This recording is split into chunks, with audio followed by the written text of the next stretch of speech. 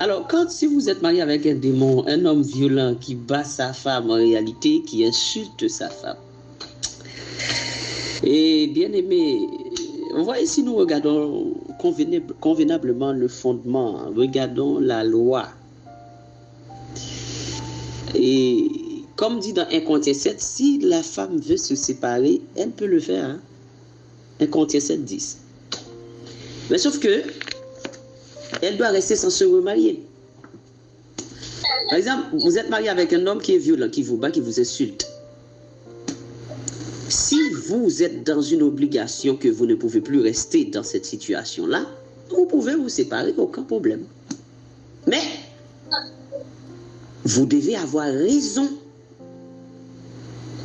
Parce que si vous n'avez pas raison, si c'est parce que vous avez un autre homme que vous voulez et que vous créez, inventez des situations juste pour que vous puissiez quitter votre foyer, n'oubliez pas la personne qui a causé la dissolution de ce couple-là, cette personne-là ne peut pas être sauvée. Le mariage n'est pas salutaire, mais celui qui a causé la dissolution du mariage, celui-là ou bien celle-là, la vie éternelle pour elle, eh bien, n'y pense même pas. Donc, ça veut dire, sur la base de 1 Corinthiens 7, comme le texte a dit, le verset 10, à ceux qui sont mariés, j'ordonne non pas moi, mais le Seigneur, que la femme ne se sépare point de son mari. C'est ce qui est écrit, point. Mais, il y a toujours une sorte d'exception. Il y a un bémol, il y a une clause.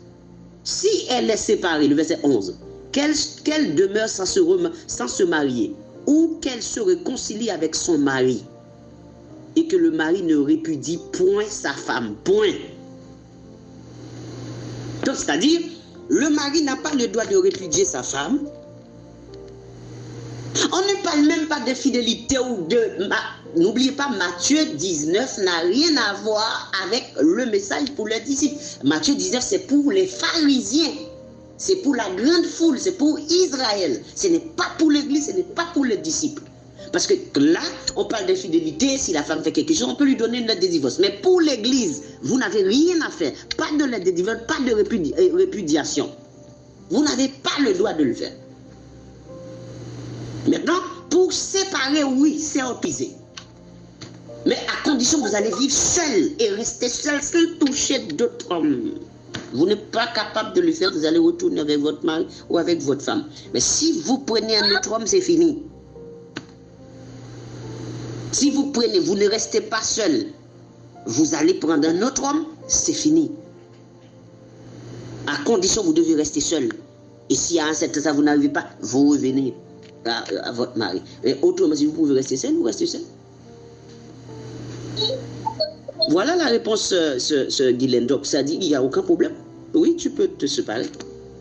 Tu peux te séparer, tu te mets de l'autre côté, je ne sais pas là où tu veux, mais tu restes en condition, tu ne touches pas à un autre homme.